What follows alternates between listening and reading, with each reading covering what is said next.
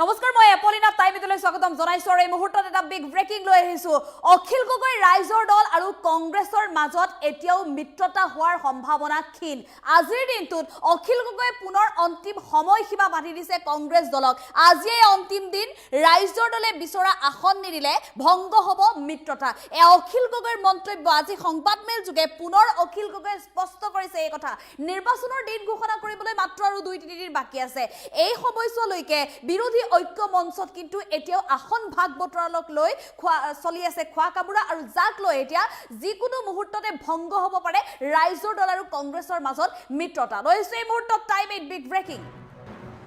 কংগ্ৰেছৰ সৈতে এতিয়ালৈকে মিত্ৰতাত চূড়ান্ত সিদ্ধান্ত হোৱা নাই ৰাইজৰ দলৰ আজিৰ দিনটোত পুনৰ অখিল গগৈৰ সংবাদমেল গৌৰৱ গগৈ আৰু জিতেন্দ্ৰ সিঙলৈ প্ৰেৰণ কৰা চিঠিৰ উত্তৰ এতিয়াও লাভ কৰা নাই অখিল গগৈ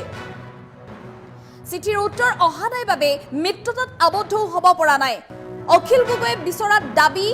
যি পত্ৰত উল্লেখ আছিল সেই পত্ৰৰ উত্তৰ এতিয়াও লাভ কৰা নাই 15খন আসন দাবী কৰি পত্ৰ প্ৰেৰণ কৰিছিল অখিল গগৈয়ে ইয়াৰ বিপৰীতে কংগ্ৰেছে মাত্ৰ 13খন আসন দিছে ৰাইজৰ দলক প্ৰথম অৱস্থাত ৰাইজৰ দলে বিচাৰিছিল 27খন পৰৱৰ্তী সময়ত 20খন আৰু পুনৰ পৰৱৰ্তী সময়ত 15খন আসন বিচাৰিছে এই 13খনো এতিয়া ৰাইজৰ দলৰ পছন্দৰ আসন নহয় বাবে মিত্ৰতাত আহিছে বাধা কংগ্ৰেছে দিয়া 4খন আসনহে ৰাইজৰ দলৰ পছন্দৰ 12খন আসনৰ ভিতৰত মাত্ৰ 4খন আসনহে অখিল গগৈৰ পছন্দৰ গতিকে আজিৰ দিনটোলৈকে বাট চাব অখিল গগৈয়ে 13খন আসনৰ ভিতৰত 12খনেই অখিল গগৈৰ পছন্দৰ হ'ব লাগিব 12খন পছন্দৰ আসন পালেহে মিত্ৰতাত মান্তি হ'ব ৰাইজৰ দলৰ দাবী মানি নললে মিত্ৰতাত নাথাকে অখিল গগৈ এবাৰ অখিল গগৈও স্থিতি গ্ৰহণ কৰিছে ঢিং নাওবৈছা ডিমৌ বৰচলা আদি কেইবাটাও সমষ্টিৰ উদাহৰণ দি অখিল গগৈয়ে কৰিছে এতিয়া আসনৰ অংক আমি পুনৰ জনাইছো এই মুহূৰ্তত এটা ডাঙৰ খবৰ সমগ্ৰ ৰাজ্যত এতিয়া ৰাজনৈতিক গৰম বতাহ বলিছে প্ৰতিটো ৰাজনৈতিক দলৰ মাজত দেখিবলৈ পোৱা গৈছে বিভিন্ন ধৰণৰ আসন ভাগ বতৰালক লৈ আলোচনা চলিছে কিন্তু কংগ্ৰেছ আৰু ৰাইজৰ দলৰ মাজত এতিয়া আসন ভাগ বতৰাক লৈ যিসমূহ আলোচনা চলি আছে এতিয়াও কিন্তু আলোচনাই চূড়ান্ত সিদ্ধান্ত গ্ৰহণ কৰিব পৰা নাই কাৰণ অখিল গগৈয়ে দাবী কৰিছে এভাগে আৰু আনহাতে কংগ্ৰেছ দলৰ তৰফৰ পৰা অখিল গগৈ ৰাইজৰ দলক প্ৰদান কৰিছে সীমিত সংখ্যক আসন গতিকে এই বিষয়টোক লৈ অখিল গগৈ সম্পূৰ্ণৰূপে অসন্তুষ্ট দেখিবলৈ পোৱা গৈছে প্ৰতিটো মুহূৰ্ততে প্ৰকাশ পাইছে অখিল গগৈ যদি কেতিয়াবা হাতত ফোন লৈ কংগ্ৰেছৰ ফোনৰ অপেক্ষাত থাকে কেতিয়াবা কংগ্ৰেছৰ শীৰ্ষ নেতাৰ সৈতে আলোচনা কৰি কি পালে সেই কথা উল্লেখ কৰে আজিৰ দিনটোতো অখিল গগৈয়ে সংবাদমেলৰ আয়োজন কৰিছিল আৰু অখিল গগৈয়ে সংবাদমেলত এই কথা কৈছে যে এতিয়াও মিত্ৰতা সন্দৰ্ভত কোনো ধৰণৰ স্থিৰ এটা সিদ্ধান্তলৈ আহিব পৰা নাই ৰাইজৰ দল কাৰণ যি জিতেন্দ্ৰ সিং আৰু গৌৰৱ গগৈলৈ ইতিমধ্যে এখন পত্ৰ প্ৰেৰণ কৰিছিল আৰু সেই পত্ৰখনত অখিল গগৈয়ে 15খন আসন লাগিবই বুলি দাবী কৰিছিল আৰু কোন কেইখন আসন লাগিব কোন কেইটা সমষ্টিৰ আসন বিচাৰিছে অখিল গগৈ সেই সন্দৰ্ভতো পত্ৰত উল্লেখ কৰা আছিল কিন্তু সেই চিঠিৰ উত্তৰ কিন্তু এতিয়াও দিয়া নাই কংগ্ৰেছৰ পৰা গতিকে কংগ্ৰেছৰ পৰা অখিল গগৈ বিচৰা উত্তৰ নোপোৱাৰ বাবে এতিয়া কোনো ধৰণৰ মিত্ৰতা সন্দৰ্ভত সিদ্ধান্ত গ্ৰহণ কৰিব পৰা নাই ৰাইজৰ দলে কিন্তু আজিৰ দিনটোৱে শেষ দিন গতিকে আজিৰ দিনটোৰ পিছত মিত্ৰতা সন্দৰ্ভত কোনো ধৰণৰ আলোচনা নহয় বৰ্তমান সময়ত যেটো শেহতীয়াকৈ পোহৰলৈ আহিছে যে অখিল গগৈৰ হাতত প্ৰদান কৰা হৈছে কংগ্ৰেছৰ পৰা 15খন আসন মাত্ৰ হেয়া চৰ্চা হৈছে কিন্তু সেই 15খন আসনৰ ভিতৰতো 13খন কংগ্ৰেছে দিছে 13খন আসন অখিল গগৈ 15খন দাবী উত্থাপন কৰিছে সেই 13খন আসনৰ ভিতৰতো মাত্ৰ 4খন আসনহে অখিল গগৈৰ পছন্দৰ আসন ৰাইজৰ দলৰ পছন্দৰ আসন মাত্ৰ 4খন অতি কমেও এই 13খন আসনৰ ভিতৰত 12খন আসন অখিল গগৈ ৰাইজৰ দলৰ পছন্দৰ হ'ব লাগিব তেতিয়াহে মিত্ৰত থাকিব ৰাইজৰ দল এই কথা স্পষ্ট কৰিছে আজি অখিল গগৈ সংবাদমেল যোগে অখিল গগৈ সংবাদমেলত কংগ্ৰেছৰ সৈতে মিত্ৰতা সন্দৰ্ভত আৰু কি মন্তব্য কৰিছে আমি এই মুহূৰ্তত অখিল গগৈৰ সেই পোনপটীয়া যি সংবাদমেল আছে সংবাদমেললৈ যাবলৈ চেষ্টা কৰিছোঁ এতিয়ালৈকে মিত্ৰতা হোৱা নাই কেইদিনমানৰ আগত আমাৰ যি এক্সিকিউটিভ বৈঠক হৈছিলে আমাৰ কাৰ্যনিৰ্বাহক বৈঠক হৈছিলে সেই কাৰ্যনিৰ্বাহক বৈঠকৰ পৰা আমি এখন চিঠি গৌৰৱ গগৈ আৰু জিতেন্দ্ৰ সিং ডাঙৰীয়ালৈ দিছিলোঁ আৰু গৌৰৱ গগৈ আৰু জিতেন্দ্ৰ সিং ডাঙৰীয়াক দিয়া যি চিঠি সেই চিঠিত আমি কেইটামান সমষ্টিৰ বিষয়ে আলোচনা কৰিছিলোঁ আমি কেইটামান সমষ্টি স্পেচিফিকেলি বিচাৰিছিলোঁ আমি কৈছিলোঁ যে সেই সমষ্টিকেইটা আমাক লাগে কিন্তু এতিয়ালৈকে তেওঁলোকৰ পৰা সেই সমষ্টিকেইটা সম্পৰ্কে কোনো ধৰণৰ ক্লেৰিফিকেশ্যন নোহোৱাৰ কাৰণে কোনো ধৰণৰ সিদ্ধান্ত নোহোৱাৰ কাৰণে এতিয়ালৈকে আমি মিত্ৰতাত এতিয়ালৈকে আবদ্ধ হ'ব পৰা নাই প্ৰথমতে বিচাৰিছিলোঁ ২৭খন আসন ২৭খন আসনৰ পাছত তেওঁলোকে ক'লে এইটো বহুত বেছি হৈছে আমি ২০খনলৈ আহিলোঁ তাৰপিছত ২০খন আসনো যেতিয়া বেছি বুলি ক'লে তেতিয়া আমি ক'লোঁ যে মই নিজেই মানে স্পেচিয়েল কৰ্ণধাৰ কমিটি বৈঠক বহুৱাই দলৰ প্ৰতিনিধি সভাৰ বিপৰীতে গৈ কৰ্ণধাৰ সমিতি আৰু এক্সিকিউটিভত আকৌ এবাৰ নতুনকৈ পাছ কৰালোঁ যে আমি ১৫টা চিটতে সন্মত হ'ম ১৫জনীয়া চিটৰ তালিকা আমি প্ৰদান কৰিলোঁ প্ৰদান কৰাৰ পাছত এতিয়ালৈকে সেইটোক লৈ কোনো মীমাংসা হোৱা নাই আমাক সৰ্বমুঠ তেওঁলোকে ১৩টা চিট দিব খুজিছে কিন্তু যি ১৩টা চিট দিব খুজিছে সেই ১৩টা আমি বিচৰা ১৩টা নহয় তাত আমি বিচৰা চিধাকে আমি বিচৰা ৪টা চিটহে আছিলে এতিয়া আমি বিচাৰি আছোঁ ১২টা সমষ্টি আমাৰ নিজৰ মতে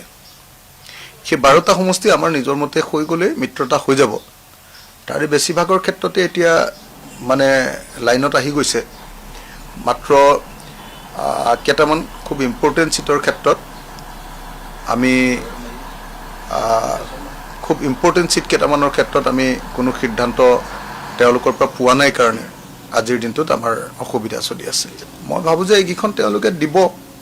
আৰু যদি নিদিয়ে তেতিয়াহ'লে এইটো আমি বুজি পাম যে কংগ্ৰেছে একচুৱেলি এলায়েন্সেই কৰিব খোজা নাই তেওঁলোকক খাটাংকৈ ক'ব খোজোঁ এলায়েন্স হ'ব যদিহে কংগ্ৰেছে দিব পৰা মানে ধৰক আপোনাৰ আমি ধিং সমষ্টিটো বিচাৰিছোঁ ধিং সমষ্টিটোত এনেকুৱা কোনো কেণ্ডিডেট নাই যি কেণ্ডিডেটক মানে ওলাই কৰি তেওঁলোকে দিব নোৱাৰে ধৰক আমি নাওবৈচা সমষ্টিটো বিচাৰিছোঁ নাওবৈচা সমষ্টিত কংগ্ৰেছৰ কেণ্ডিডেটজন দুবাৰ হাৰিছে লখিমপুৰ সমষ্টিত হাৰিছে দুবাৰকৈ আৰু আজিৰ দিনটোত আমাৰ কেণ্ডিডেটজন বহুত বেছি ওপৰত মই এনে দুটা উদাহৰণ দি দেখুৱাইছোঁ আপোনালোকক আমাৰ কেণ্ডিডেটজন যথেষ্ট ওপৰত আছে আপোনালোকে ছাৰ্ভে চাওক আপোনালোকে প্ৰেক্টিকেলি চাওক নাওবৈচা সমষ্টিটো আমি বিৰোধী পক্ষৰ পৰা আমাৰ হাতলৈ আহিবই যদিহে আমাৰ কেণ্ডিডেটজনক দিয়ে আৰু কংগ্ৰেছৰ হাতত এনেকুৱা ধৰণৰ কেণ্ডিডেট নাই মানে যে যিজনক ওলাই কৰি চিটটো দিব নোৱাৰে গতিকে এতিয়া সিদ্ধান্তটো কংগ্ৰেছৰ ১৫টালৈ অনাৰ পাছত তেওঁলোকে ক'লে যে নহয় আৰু ৩টা তেওঁলোকক লাগিব ১২টালৈ আনিলোঁ আৰু তাৰ পাছত যদি মোক কয় যে নহয় আমি আৰু চাৰেণ্ডাৰ কৰি দিব লাগে তেতিয়াহ'লে মই আঞ্চলিকতাবাদ বাদ দিব লাগিব জাতীয়তাবাদ বাদ দিব লাগিব অসমৰ স্বাৰ্থৰ কথা কোৱাটো বাদ দিব লাগিব কংগ্ৰেছৰ কাৰণে তুমি চব ত্যাগ কৰি দিয়া এনেকৈ যদি কয় যে তোমালোকৰ এজনো কেণ্ডিডেট নহ'লেও তোমালোকে কংগ্ৰেছৰ চাৰেণ্ডাৰ কৰি দিয়া এই বুলি যদি কয় নীতিৰ ক্ষেত্ৰত তেতিয়াহ'লে মই তেতিয়াহ'লে কৰি দিম আৰু তেতিয়া আপোনালোকক মই সেইকাৰণে ক্লিয়াৰলি কৈছোঁ মই একদম মানে এনেকুৱা পজিশ্যনত আছোঁ আপুনি নিজে কওক যে আমাৰ দলটো য'ত গোটেই উজনিৰ পৰা নামনিলৈকে আজি অসমত ২৪টা সংখ্যালঘু চিট আছে ২৪টা সমষ্টিতে আমাৰ ভাল কেণ্ডিডেট আছে হয় নাম্বাৰ 1 হয় নাম্বাৰ 2 ভাল কেণ্ডিডেটজন আছে ২৪টা সমষ্টিতে ভাল কেণ্ডিডেট আছে কিন্তু তাৰ পাছতো আমি কৈছোঁ যে সংখ্যালঘুত আমাক অকল 5টা চিট লাগে 5টাৰ ভিতৰত অকল 2টা আকৌ ফ্ৰেণ্ডলি 3টাহে আমাক সংখ্যালঘু চিট লাগে এতিয়া এটা দি আছে এতিয়ালৈকে এটা দি আছে এইটো সংখ্যালঘুৰ কথা সংখ্যাগুৰু আপোনালোকে নিশ্চয় জানে যে ডিমৌ সমষ্টিটো সেইটো সমষ্টিত আমি ২৭,০০০ যেতিয়া ভোট পাইছিলোঁ কংগ্ৰেছে ৫,০০০তকৈ তলত ভোট পাইছিলে উপ নিৰ্বাচন আপোনালোকে নিশ্চয় সকলোৱে জানে এইটো কথাটো মোক লুকুৱাবলৈতো একো নাই ডিমৌ সমষ্টিত যেতিয়া আমি ২৭,০০০ ভোট পাইছোঁ কংগ্ৰেছে বিল' 5,০০০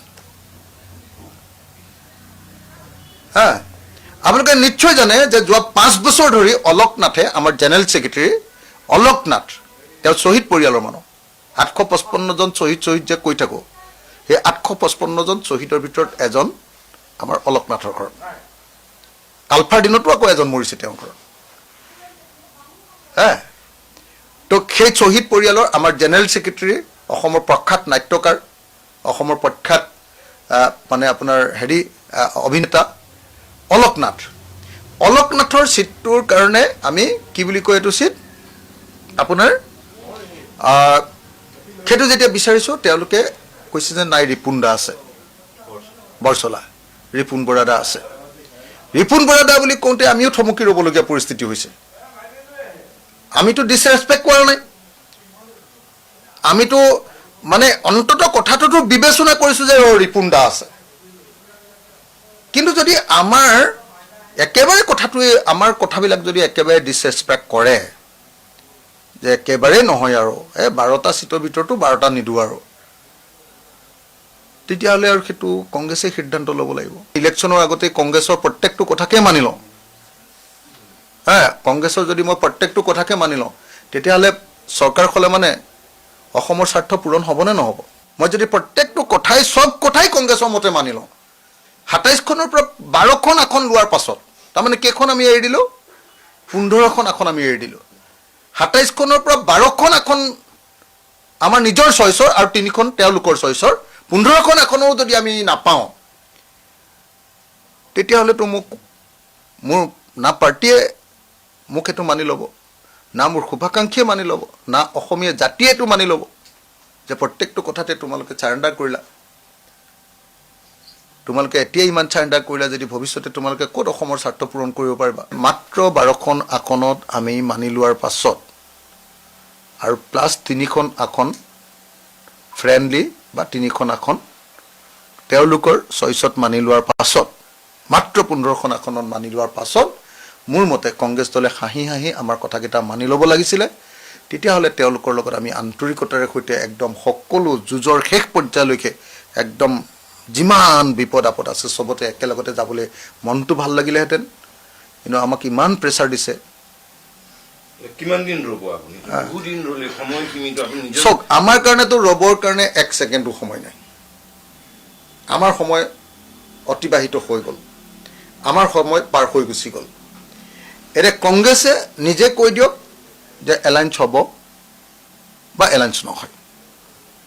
গৌৰৱ গগৈ আৰু জিতেন্দ্ৰ সিঙে নিজে কৈ দিয়ক দেৱব্ৰত শইকীয়া দাদা আছে দেৱব্ৰতদাৰ দিনতো খুব আমাৰ আলোচনাটো খুব ধুনীয়া হৈছিলে এলায়েন্সৰ আলোচনাটো তেওঁলোকে নিজে কৈ দিয়ক যে একচুৱেলি এলায়েন্স হ'ব নে নহয় আৰু যদি নহয়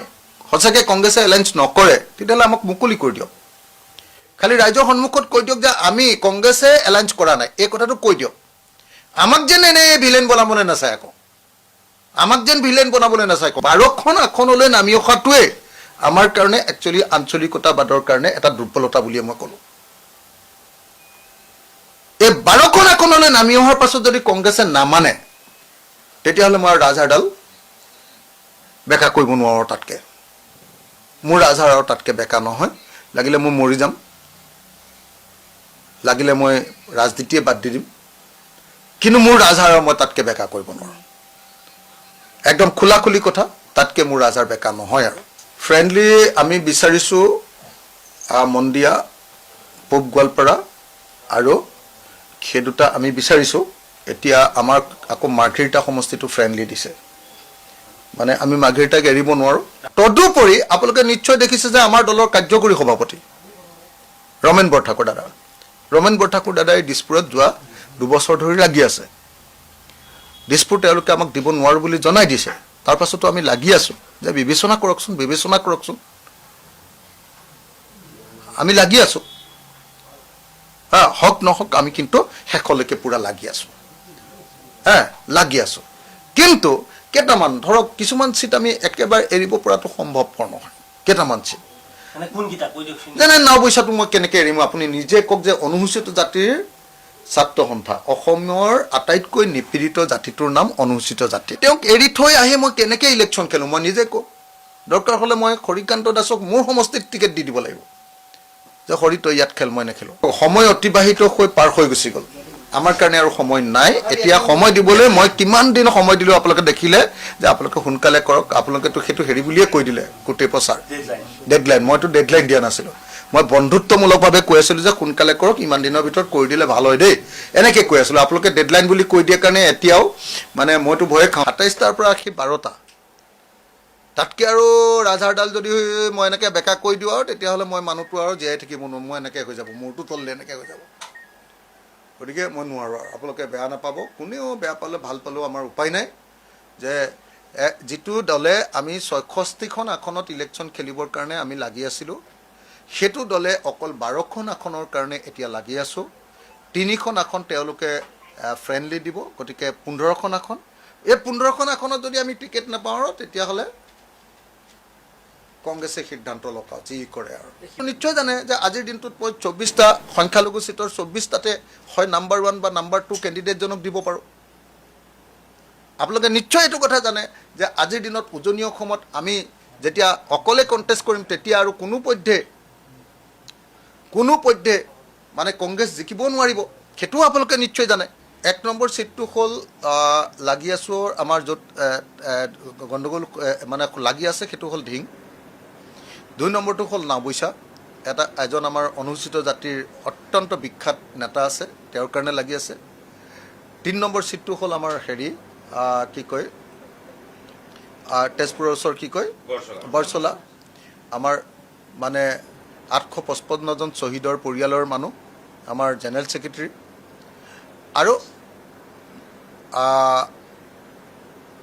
আৰু বাকীবিলাক আমাৰ দিছপুৰটোও লাগি আছোঁ ঠিক তেনেকৈ আমি হেৰিটোও লাগি আছোঁ ডিমৌটোও লাগি আছোঁ তাৰ ভিতৰত গোটেইকেইটাত আমি নধৰোঁ দলগাঁৱটোতো এৰি দিছে তেওঁলোকে আমাক দলগাঁৱটোতো এৰি দিছে এটাই সংখ্যালঘু চিট এৰি দিছে